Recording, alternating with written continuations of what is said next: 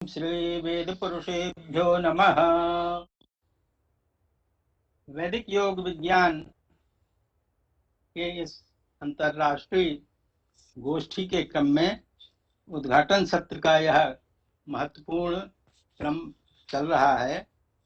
इसमें मैं इसकी अध्यक्षता करते हुए न्यायमूर्ति परमादरणीय श्री गिरधर मालवीय जी, जो कुलाधिपति काशी हिंदू विश्वविद्यालय हैं, उन्हें प्रणाम करता हूं।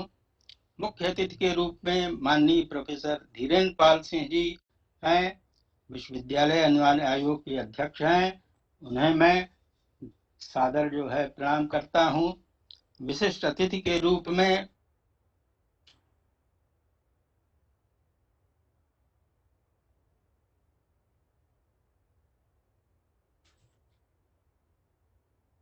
आप म्यूट कर लें। आप फिर से म्यूट हो गए सर,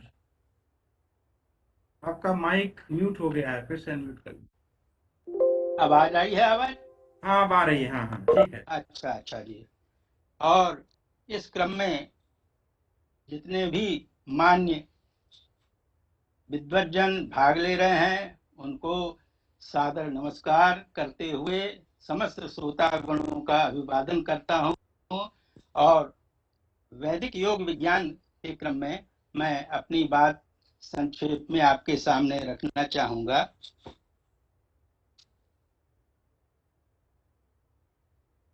देखिए, सबसे पहले आता है वैदिक। तो वैदिक में क्योंकि समस्त श्रोतागण भी हैं, मान्य विद्वज्जन तो हैं, लेकिन मैं एक प्रयास करूंगा कि सरल शब्दों में जो भी विषय है वो सबके बोधगम्य हो। अतः वेद जो है वह तो अलौकिक है और साक्षात ईश्वर रूप हैं, लेकिन उसका लक्षण करते हुए जैसा कि पहले भी बताया गया, इष्ट प्राप्त अनिष्ट परिहार्यो हो अलौकिकम उपायम यो ग्रंथो वेदेति स वेदा। इसमें इसका अर्थ है कि इष्ट प्राप्ति के लिए, इष्ट माने जो भी हमारा अभीष्ट है, जो हम चाहते हैं, उसके लिए जो अलौकिक उपाय बतलाए वो वेद है। वो अनिष्ट परिहार, जो उसमें बाधक है उसको दूर करने वाला। तो ये अलौकिक उपाय क्या है? तो देखिए, हम जो कुछ भी लोक व्यवहार में काम करते हैं उसके 3 प्रमाण मिलते हैं हमें। प्रत्यक्ष प्रमाण, हम अपनी आंखों से कानों से देखते सुनते हैं, उसके आधार पर क्या यह है वस्तु है, इसको प्रमाणित करके व्यवहार करते हैं। अनुमान प्रमाण है। अनुमान प्रमाण है, धुआं देखा दूर तो हम कह देते हैं आग लगी है, आग दिखती नहीं है। तो दो ऐसी चीजों जो हमेशा एक साथ रहती हों, उनमें से कोई एक चीज अगर दिखती है तो दूसरी भी है। इसके आधार पर जो हम एक प्रमाण करते हैं, व्यवहार करते हैं, किसी वस्तु को जानते हैं, वो अनुमान प्रमाण है। तीसरा जो है वह उपमान। उपमान सादृश्य कहलाता है। जैसे हम गाय देखते हैं यहाँ, और कहीं जंगल में गए और नील गाय देखा तो हम कहते हैं गाय के समान यह पशु है, गो सदृशो गवयः। तो ये 3 जो प्रमाण हैं, प्रत्यक्ष, अनुमान और उपमान, इनसे हम सारे जो स्थूल व्यवहार हैं, लोक व्यवहार हैं, उनको हम जानते हैं और उनके आधार पर अपना व्यवहार करते हैं। ये अलौकिक उपाय जो है, ये तीनों लौकिक उपाय हैं। और अलौकिक उपाय क्या है? अलौकिक उपाय है शब्द ब्रह्म रूप, शब्द प्रमाण रूप वेद। ये वेद ज्ञान और विज्ञान की, समस्त ज्ञान विज्ञान की जो है वह राशि है। और वह जैसा बतलाए यह भूत वर्तमान भविष्य तीनों काल के जो भी स्वरूप हैं उनको यह बतलाता है। तो साक्षात यह जो शब्द ब्रह्म है वह हमारे सामने है, और हम उस शब्द ब्रह्म में जो बतलाया गया है उसके आधार पर अपना जो अभीष्ट है उसे प्राप्त करते हैं। सामान्य रूप में देखिए, अभीष्ट जो होता है, अभीष्ट माने सुख, सुख प्राप्ति के लिए ही सारे उपाय किए जाते हैं। भौतिक सुख है, और एक आधिदैविक सुख है, और एक आध्यात्मिक सुख है। ये 3 तरह के सुख या स्वास्थ्य की बात की गई है। स्वास्थ्य का मतलब है स्व में स्थित होना। तो सामान्य रूप में हम स्वास्थ्य अच्छा है, इसको physical fitness plus mental fitness, इसको सामान्य रूप में हम समझते हैं कि शारीरिक और मानसिक रूप में जो स्वास्थ्य है, स्वस्थ भाव है, तो वह पूरा है। लेकिन इसमें एक वेद जो है एक और जोड़ते हैं, ऑप्टिमल हेल्थ जिसे हम कहते हैं, पूर्ण स्वास्थ्य। उसके लिए आध्यात्मिक स्वास्थ्य, स्पिरिचुअल फिटनेस भी जरूरी है। तो physical fitness, mental fitness plus spiritual fitness, आध्यात्मिक जो स्वस्थ भाव है, हम अपने स्व में है। तो हमारा मूल स्वरूप क्या है, ये वेद बतलाते हैं। हम परमेश्वर की संतान है, उसके अंश हैं। जो वह परमेश्वर है वह पूर्णता के साथ जुड़ा हुआ है, हम उसके अंश रूप में हैं, और हम उसी के साथ कैसे जुड़ें, तो इसका वेद उपाय बतलाते हैं। तो ये अलौकिक उपाय, पूर्णता प्राप्ति का अलौकिक उपाय जो ग्रंथ बताए वो वेद। और ये केवल एक सीमित किसी क्षेत्र के लिए यह वेद का स्वरूप नहीं है, सिद्धांत। ये समस्त मानव मात्र के कल्याण के लिए, पूर्णता प्राप्ति के लिए कैसे हम आगे बढ़ सकते हैं, इसका हमें ज्ञान देता है और उपाय बतलाता है। तो ये तो वेद से संबंधित जो योग का पक्ष है। एक मिनट, लाइट चली गई है, मैं ऑन करता हूँ।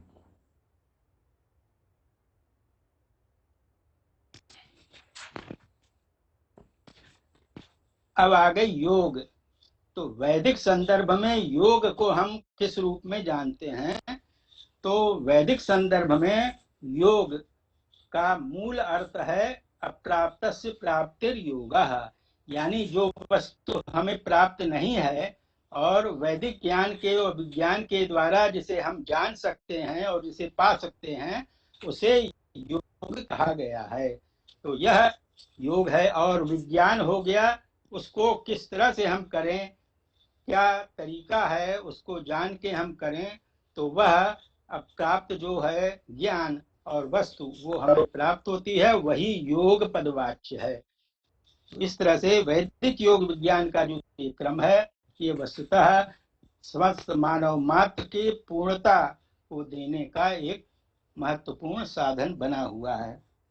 देखिए, कोई भी काम हम करते हैं तो जैसा बतलाया है, साध्य, साध्य होता है उद्देश्य, फिर उस उद्देश्य को पाने के लिए साधन होता है उपाय, और फिर वह उपाय किस तरह से किया जाए कि वह उपाय साधन उद्देश्य को देने में सफल हो, तो वो इति कर्तव्यता कहलाता है। इति कर्तव्यता माने उस उपाय को पूरा करने का सही तरीका। तो ये तीन चीजें वेद हमें बताते हैं कि महत्वपूर्ण हैं। जो भी हमारा साध्य है, तो भौतिक रूप में तो सारे साध्य हैं, लेकिन वेद परम साध्य के रूप में हमें बतलाता है। परम साध्य यानी पूर्णता की प्राप्ति। तो वह परम साध्य चार रूप में पुरुषार्थ चतुष्टय के बारे में बतलाए गए हैं। चार पुरुषार्थ ये समस्त मानव मात्र के लिए हैं, धर्म, अर्थ, काम और मोक्ष। तो इसमें धर्म जो है और मोक्ष ये दो प्रधान हैं। अर्थ और काम इसके धर्म के अंग हो जाते हैं। तो धर्म सामान्य रूप में रिलीजन के रूप में जाना जाता है, लेकिन वेद धर्म का सही स्वरूप बतलाते हैं। धर्म माने राइटसनेस, सत्य भाव। सत्य भाव जो है वही मूल धर्म है। और सत्य भाव क्या है, तो सत्य भाव जो है वह जो जिस व्यक्ति का कर्तव्य रूप कर्म है। मैं संक्षेप में ये सारी बातें साधारण क्रम में एक कहता जा रहा हूँ, सारे प्रमाणित हैं, कोई इसमें मनमाना वक्तव्य नहीं है। तो सत्य भाव यानी जो हमारा कर्तव्य रूप कर्म, वो ही सत्य भाव है। तो कर्तव्य रूप कर्म जो है वह, जैसे आज पहले जो है तो वेद अनंत काल से हमारे सामने हैं, हमारे बीच हैं। युग चार हैं, सत्ययुग, त्रेता, द्वापर, कलयुग। तो युग के हिसाब से जो हमारा आचरण है, जो व्यवहार है, वो परिभाषित किया गया है शास्त्रों में। तो वर्तमान कलयुग का जो क्रम है, उसमें जितने भी देश हैं उनका अपना संविधान है, उस संविधान के अनुसार जिसको जो दायित्व दिया गया है, उस दायित्व को पूरा करने के लिए जो कर्तव्य रूप कर्म है वो ही सत्य भाव है। राइटसनेस जिसे हमने कहा, सत्य भाव। वेदों में आया है सत्यमेव धर्म, धर्म एव सत्यम, सत्य ही धर्म है। और धर्म कैसे हम कहें, अत्यंत साधारण रूप में धर्म का अर्थ होता है धारणा शक्ति, यानी हम कर्तव्य रूप कर्म करें और उस कर्तव्य रूप कर्म करने का एक फल होता है। मनसा वाचा कर्मणा, जब हम अपना कर्तव्य रूप कर्म करते हैं तो उससे एक शक्ति उत्पन्न होती है। उस शक्ति को मीमांसा में वेद में अपूर्व कहा है। अपूर्व से मतलब होता है जीवनी शक्ति। वो जीवनी शक्ति संवर्धित होती है, डिवाइन एनर्जी क्रिएट होती है। तो यह जो सत्य हमें जो दायित्व मिला है, उस दायित्व को हम मनसा वाचा कर्मणा करें, यही सत्य भाव है। और उससे जो एक शक्ति उत्पन्न हो रही है वह उसका फल है। तो ये योग जो है हमने बतलाया, अप्राप्त से प्राप्ति योगा, ये वेद में इसका जो स्वरूप बताया गया है। तो जो यह शक्ति उत्पन्न होती है वह भौतिक उपायों से, अगर हम स्वेच्छाचारी रूप में ये जैसी हमारी इच्छा करें हम वो कर्म करें, उल्टे सीधे कर्म करें, तो उससे वो शक्ति उत्पन्न नहीं होगी। कर्म तो हो रहा है, लेकिन शास्त्र में भी कहा है, गीता कहती है, वेद भी कहते हैं, कुर्वन्नेवेह कर्माणि जिजीविषेच्छतं समाः, अपना कर्म करते हुए आजीवन जीने की आदमी एक इच्छा करे। इसी को गीता में बहुत ही स्पष्ट रूप में कहा गया है, कर्मण्येवाधिकारस्ते मा फलेषु कदाचन। और अगर कोई कहे कि भाई हम कोई कर्म ही ना करें, तो कहते हैं कि एक क्षण भी ऐसा नहीं है कि आप व्यक्ति कर्म रहित हो। कर्म तो करता है, बैठा है तो वो भी कर्म है, लेटा है कर्म है। तो अगर हम बिना कर्तव्य कर्म उससे हट कुछ भी कर्म करते हैं स्वेच्छाचारी रूप में, तो वह हमें तो उसका सत्फल है। शारीरिक जो जीवनी शक्ति है, जीवनी शक्ति नहीं होगी, और हम एक सामान्य कीट पतंग के रूप में अपने जीवन को व्यर्थ करेंगे। तो यह वेदों का अत्यंत ही महत्वपूर्ण पक्ष है कि उसके साथ हम जुड़े। ये परम सत्य हुआ चारों पुरुषार्थ। और उसका साधन क्या है, तो सामान्य रूप में और जो जिसके विशेषज्ञ हैं वो कर्म करें, तप है, तप है, होम आदि है, लेकिन सभी के लिए कर्तव्य रूप कर्म जो जिसका कर्तव्य रूप कर्म है, अगर हम अनुयोग से करता है मन वाणी और कर्म के साथ, तो उसको वही फल मिलता है। एक बड़ी ही महत्वपूर्ण बात है, जो चारों पुरुषार्थ हैं, उपाय तो भिन्न भिन्न है, लेकिन चारों पुरुषार्थ धर्म मोक्ष सबके लिए समान रूप से विहित हुए हैं। सब अपना अपना कर्तव्य रूप कर्म करते हुए पूर्णता को प्राप्त करने में समर्थ होते हैं। अतः ये सारे बाह्य साधन हैं, और साधन हमारा है कर्तव्य रूप कर्म। यह जो पक्ष है, यह पक्ष योग के स्वरूप के महत्व को बतलाता है। हम अपना कर्तव्य रूप कर्म करते हुए योग के जुड़े, यानी जो यूनिटी है, सारी लाइफ एनर्जी है, डिवाइन एनर्जी वही है, उसको हम प्राप्त करें, और वही सुख बनाता है, चाहे भौतिक सुख हो, आध्यात्मिक सुख हो, आदि दैविक सुख हो।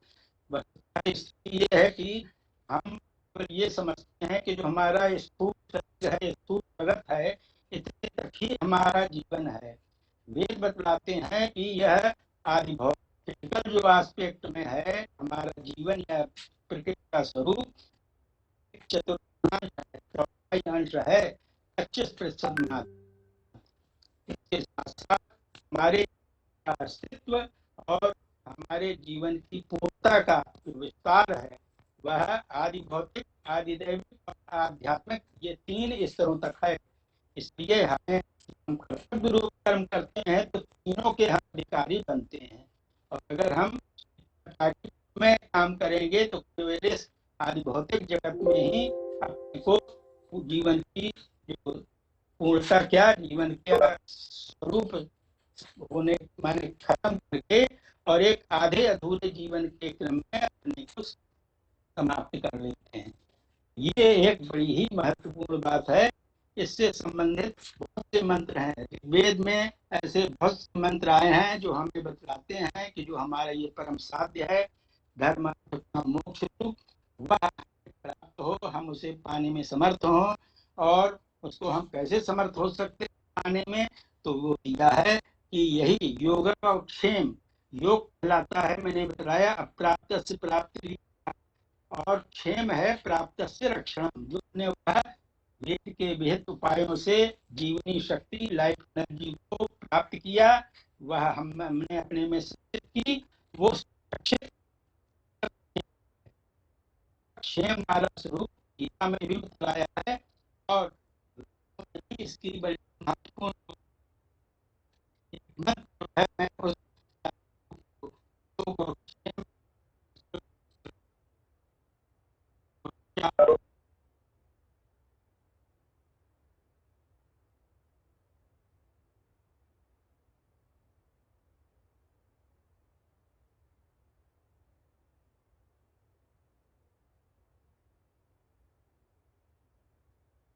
ऐसा लग रहा है कि प्रोफेसर हृदयानंद शर्मा गुरु जी का कनेक्शन टूट गया है। हेलो, सुनाई दे रहा है? हाँ हाँ हाँ हाँ हाँ सर। कंटिन्यू रखिए, बीच में आपकी बात नहीं आ रही थी। हाँ,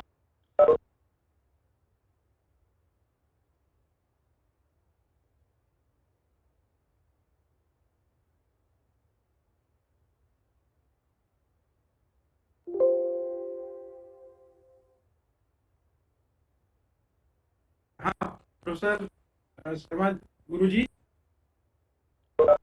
आपकी आवाज फिर से चली गई।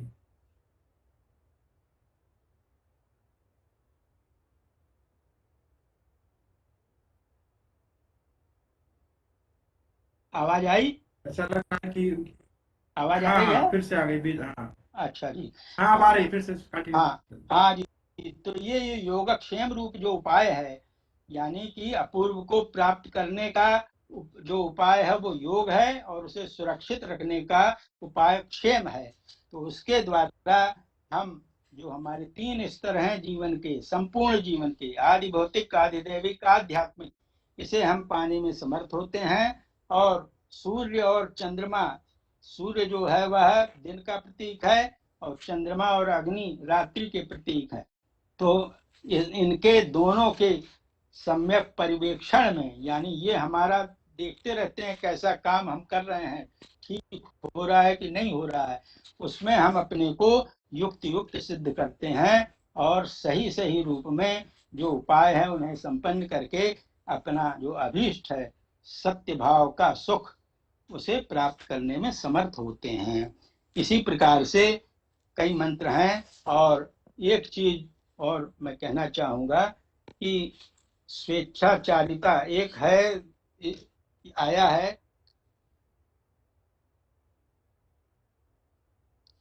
गीता में बात आई है कि कहते हैं कि कोई कहे कि भाई हम अपने मन से रहें, चाहे जैसा चाहे जीवन जिए, उससे क्या फर्क पड़ता है।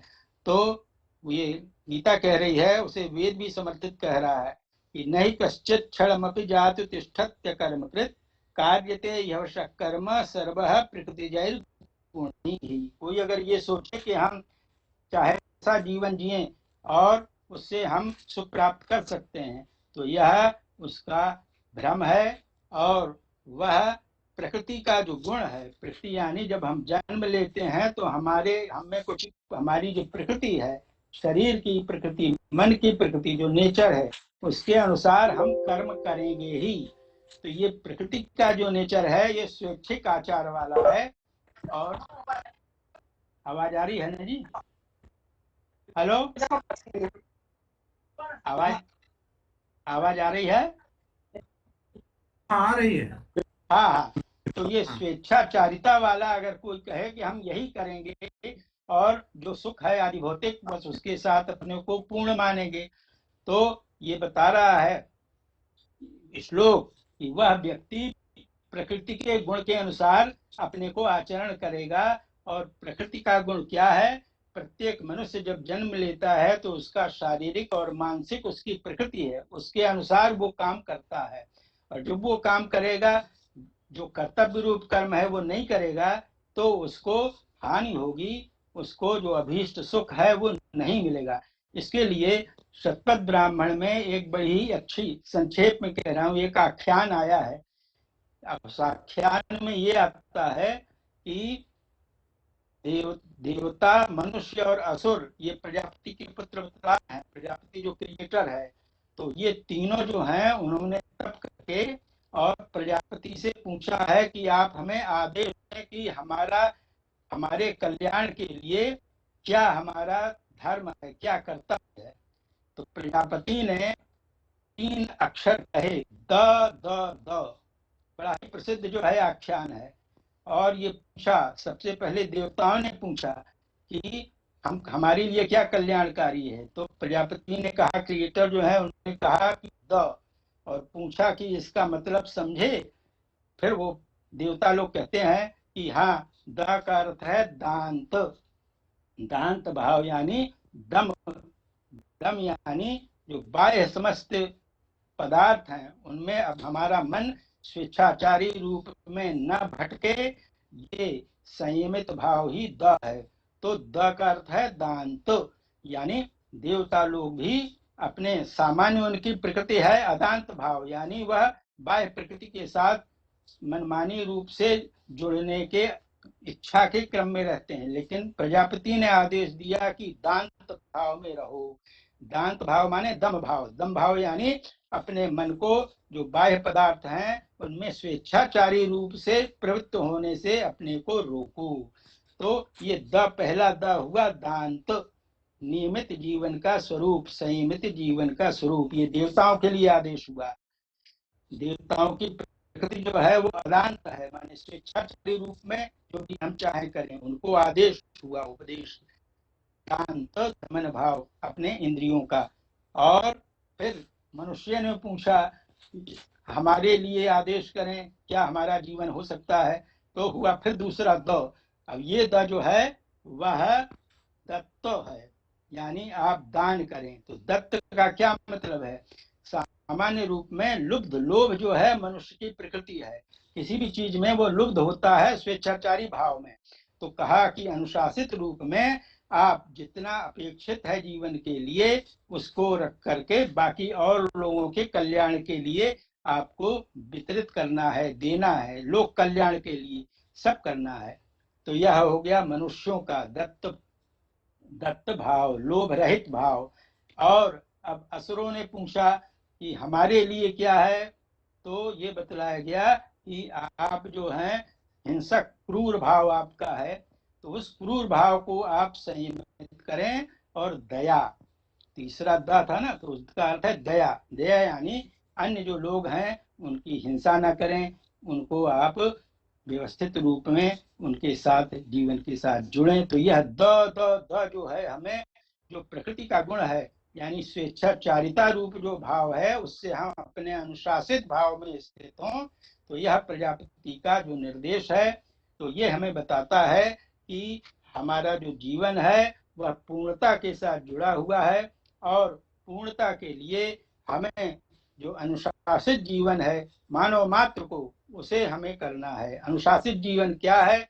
वह अनुशासित जीवन जिसका जो कर्तव्य रूप कर्म है उसको मन, वाणी और क्रिया के द्वारा संपन्न करके। तो यह जो वैदिक योग विज्ञान है, यह हमें अपूर्व की प्राप्ति, वेद से हम अपूर्व प्राप्त करते हैं, अपूर्व ज्ञान, अपूर्व उपाय और उसके करने का तरीका।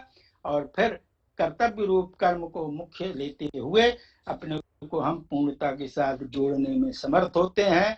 मनुष्य का उद्देश्य ही है सुख भाव, और जो सत्यमय सुख भाव है वही हमारा प्राप्तव्य है, हमारा परम उद्देश्य है। आदि भौतिक सुख, आदि दैविक सुख, आध्यात्मिक सुख, इस प्रकार से हम पूर्ण हैं। पूर्णता के साथ जुड़ने के लिए हम प्रयासरत होते हैं। यही वैदिक योग विज्ञान का मुख्य उद्देश्य है। सामान्य रूप में जो आदिभौतिक रूप में योग का क्रम है वह हमें लाभ पहुंचाता है, लेकिन यहाँ मैंने परम साध्य जो हमारा है, धर्मार्थ का मोक्ष रूप साध्य, वो कैसे हम प्राप्त कर सकते हैं, उसे वेदों में विधिवत चर्चा की गई है। और यह शब्द ज्ञान विज्ञान रूप यह शब्द राशि वेद है, हमारा मार्गदर्शन करता है। सार्वकालिक रूप में यह हमारा मार्गदर्शन करता है, इसलिए हमें इसके साथ जुड़कर जो सत्य भाव है उसकी प्रतिष्ठा करने में आगे बढ़ना चाहिए। इतना ही कह के मैं विराम लेता हूँ। आप सभी लोगों के लिए धन्यवाद।